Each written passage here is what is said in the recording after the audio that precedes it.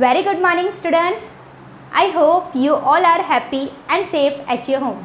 So today we will start our new chapter, chapter 2, and its name is Gauss law and its application. The first topic of this chapter is electric flux.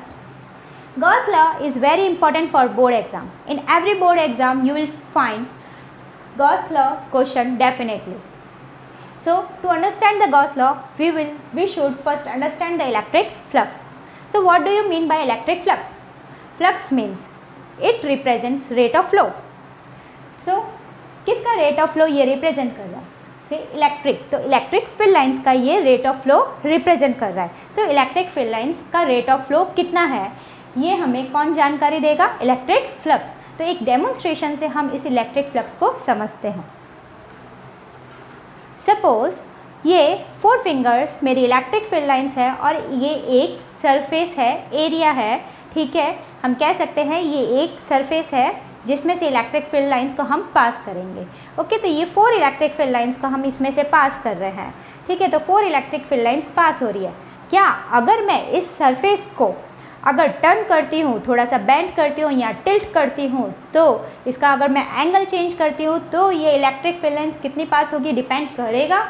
Yes, obviously इसके angle से depend करेगा कि कितनी electric field lines pass होगी. ठीक है, तो मैंने इसको टर्न किया तो अब 3 इलेक्ट्रिक फील्ड लाइंस पास हो रही है. एक जो है वो कहाँ से जा रही है? बाहर से जा रही है.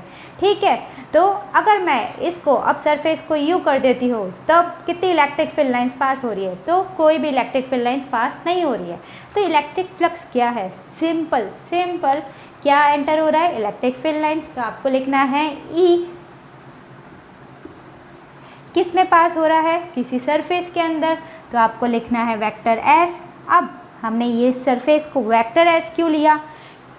ठीक है, क्योंकि सरफेस के बेंड करने की वजह से भी इलेक्ट्रिक फील्ड लाइंस कितनी पास हो रही है वो डिपेंड कर रही है. यानी सरफेस को हम फिजिक्स में एक एरिया वेक्टर लेंगे. ठीक है, सरफेस को हम क्या लेंगे? वेक्टर क्वांटिटी लेंगे. यानी सरफेस का भी हम डायरेक्शन कैलकुलेट करेंगे, सरफेस के डायरेक्शन को भी कंसीडर करेंगे. क्योंकि हम देख सकते हैं कि अगर हम सरफेस का डायरेक्शन चेंज करते हैं, सरफेस का एंगल चेंज करते हैं तो number of electric field lines के ऊपर भी इफेक्ट पड़ता है. तो हम कह सकते हैं कि सरफेस जो है वो एक वेक्टर क्वांटिटी है फिजिक्स के अंदर.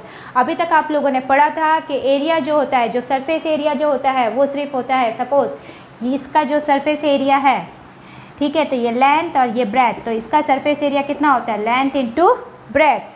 ठीक है, अब मैं कहती हूँ कि इसके टर्न होने से भी इसके ऊपर डिपेंड करता है कि कितनी इलेक्ट्रिक फील्ड लाइंस पास होगी. तो हम कह सकते हैं कि इसका डायरेक्शन भी कंसीडर कर रहे हैं. हम फिज़िक्स में हम एरिया का डायरेक्शन भी कंसीडर कर रहे हैं, इसलिए हम फिज़िक्स के अंदर एरिया को वेक्टर रिप्रेजेंट करते हैं. ठीक है, समझ में आया? अब इधर मैं क्या लगाऊंगी बीच में? डॉट. क्यों डॉट? क्योंकि हमेशा जो सरफेस एरिया वेक्टर है वो नॉर्मल टू द सरफेस होगा. ठीक है, नॉर्मल टू द सरफेस होगा तो हमें जो एंगल मिलेगा वो हमेशा कॉस थीटा मिलेगा. तो कॉस थीटा कंसीडर करना है, इसलिए हमने यहाँ पे क्या लगाया है? Dot product. अब इलेक्ट्रिक फ्लक्स का फॉर्मूला तो मिल गया हमको कि इलेक्ट्रिक फील्ड लाइंस जा रही है अंदर, वो लेना है. सरफेस के अंदर जा रही है तो डॉट प्रोडक्ट सरफेस का लेना है. तो अब हमें इसको कभी भी क्रैम करने की ज़रूरत नहीं पड़ेगी क्योंकि इसी वर्ड के अंदर फॉर्मूला छुपा हुआ है इलेक्ट्रिक के लिए. इलेक्ट्रिक ई फ्लक्स कहाँ जा रहा है? इलेक्ट्रिक फील्ड लाइंस कहाँ फ्लो हो रही है? फ्लक्स फ्लो हो रही है कहाँ? एक सरफेस के अंदर, तो डॉट वेक्टर एस. अब इलेक्ट्रिक फ्लक्स को हम डिनोट करते हैं फाई ई से. किससे डिनोट करते हैं? Phi E, electric flux. इसको हम कैसे रिप्रेजेंट करते हैं, कैसे रीड करते हैं? फाई ई.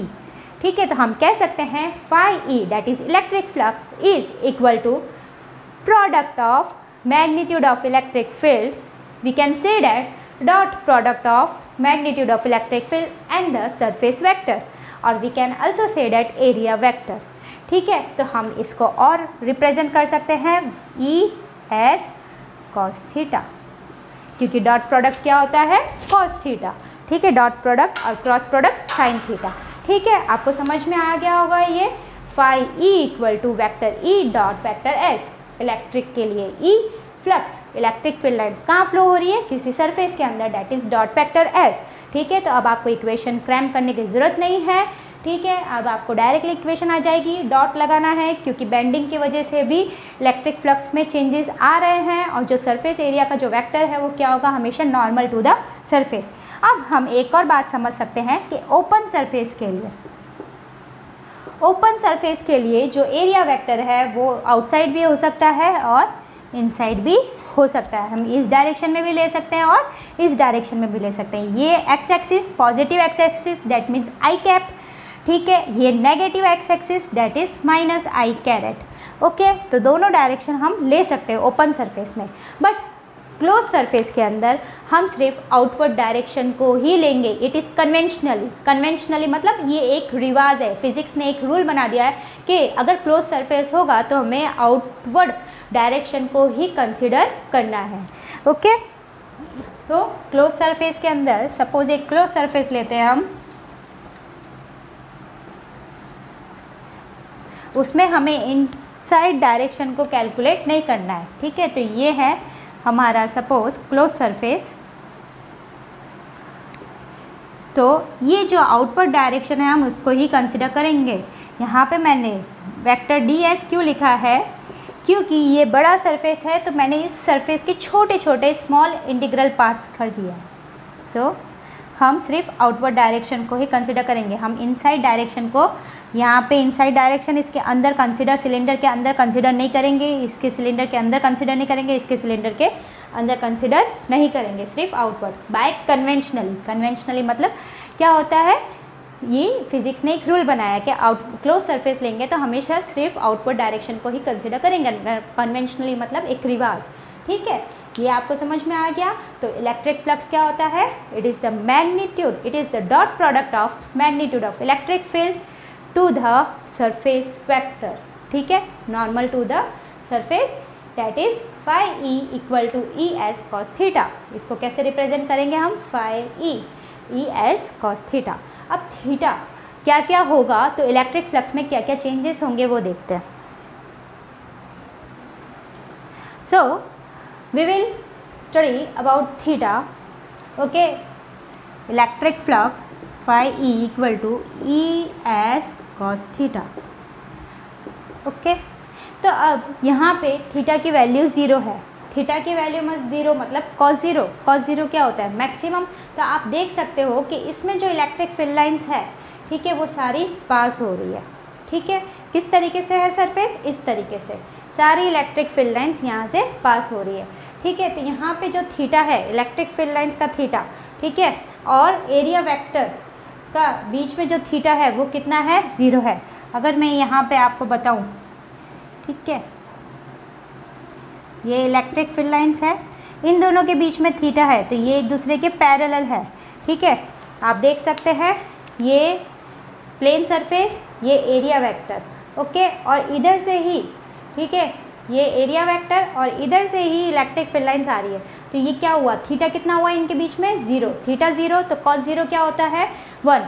तो हमेशा अगर थीटा इक्वल टू 0 है, ठीक है, तो क्या होगा, जो फाई होगा, जो फ्लक्स होगा वो हमेशा क्या होगा, मैक्सिमम। और मैक्सिमम यानी कितना, ई एस, मैक्सिमम कितना, ई एस ना। अब थीटा इक्वल टू 90, अब जो सरफेस है वो हमारा किस तरीके से है, ठीक है, इस तरीके से है सरफेस। अब जो है इलेक्ट्रिक फील्ड लाइन सरफेस से पास नहीं हो रही है, क्योंकि यहाँ पे जो एरिया वेक्टर है वो क्या है, इस तरीके से एरिया वेक्टर है। ठीक है, और इलेक्ट्रिक फील्ड लाइंस किस तरीके से जा रही है, इस तरीके से। तो देख सकते हैं आप कि इलेक्ट्रिक फील्ड लाइंस, ये इलेक्ट्रिक फील्ड लाइन और एरिया वेक्टर के बीच में जो एंगल है वो कितना होगा, 90 डिग्री। ठीक है, तो 90 डिग्री होगा तो कॉस 90 क्या होता है, 0, तो फाई ई क्या हो जाएगा, 0।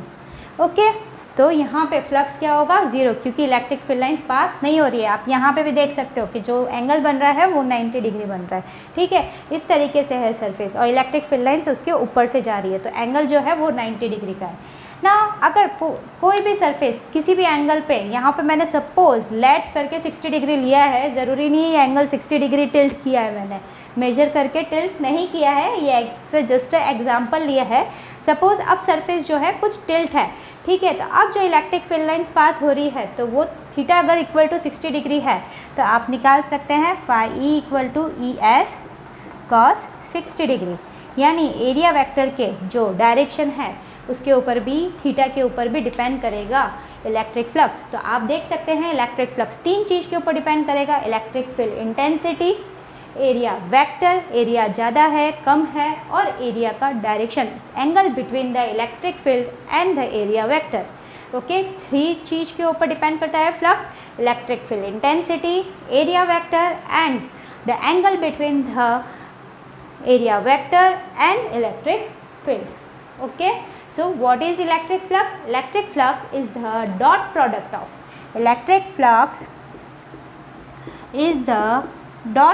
of magnitude of electric field and area vector through, ठीक है। और अगर हम कह सकते हैं वर्ड्स के अंदर, मैथमेटिकली नहीं कहना है, वर्ड्स में कहना है, तो total number of electric field lines passing through that surface, it gave us the information about the total number of electric field lines passing through that surface। तो ये आपको एंगल के थ्रू भी इलेक्ट्रिक फ्लक्स पता चल गया, electric flux किस किस के ऊपर डिपेंड करता है ये भी आपको पता चल गया। अब हम इसका यूनिट और इसका डायमेंशनल फार्मूला देखते हैं।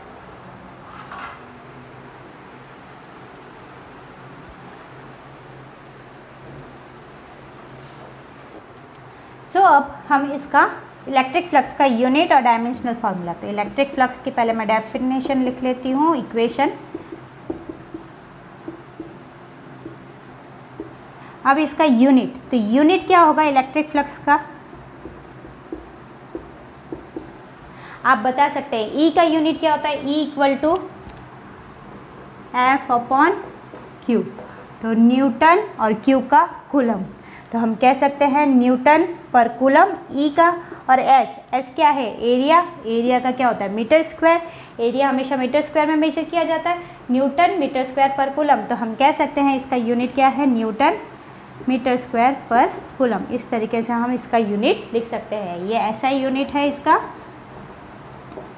ना इसका डायमेंशनल फार्मूला निकालना है हमें, तो हम डायमेंशनल फार्मूला निकाल सकते हैं। न्यूटन मतलब KG metre per second square. Newton किसका है यूनिट, फोर्स का, फोर्स मतलब मास इनटू एक्सेलरेशन, तो मास यानी केजी, एक्सेलरेशन मतलब मीटर पर सेकेंड स्क्वायर, तो KG metre per second square. तो न्यूटन का किस तरीके से ओपन करेंगे, KG metre per second square, coulomb का ए टी, ओके, तो यहाँ पे हम ले सकते हैं एम्पियर सेकेंड, फिर टी में मीटर स्क्वायर, ओके, तो हम इसको अब इस तरीके से लिख सकते हैं, केजी मतलब m1, मीटर 3, तो L3, S सेकेंड का स्क्वायर और 1, T, और ये 3 नीचे है, ऊपर जाएगा तो -3, और एम्पियर ऊपर से नीचे जाएगा तो -1। कूलम मतलब Q, ठीक है, Q का charge coulomb that is Q equal to IT, तो Q मतलब कूलम और I मतलब एम्पियर और T मतलब सेकेंड टाइम, तो coulomb equal to ampere into second, coulomb into ampere into second, newton equal to KG metre per second square. Okay, तो ये आपको आ गया m1, L3, ये S2 और ये 1, तो 3 ऊपर जाएगा तो T -3, ये -1, तो ये आपका इसका डायमेंशनल फार्मूला। ठीक है, अब एक और चीज़ देखनी है हमें फ्लक्स में, ठीक है, ऐसा यूनिट हो गया, डायमेंशनल फार्मूला हो गया। अब एक और चीज़ देखते हैं हम फ्लक्स में, कि फ्लक्स अगर सरफेस के बाहर जा रहा है तो पॉजिटिव होगा या नेगेटिव, और सरफेस के अंदर आ रहा है तो पॉजिटिव होगा या नेगेटिव। Okay, let's see.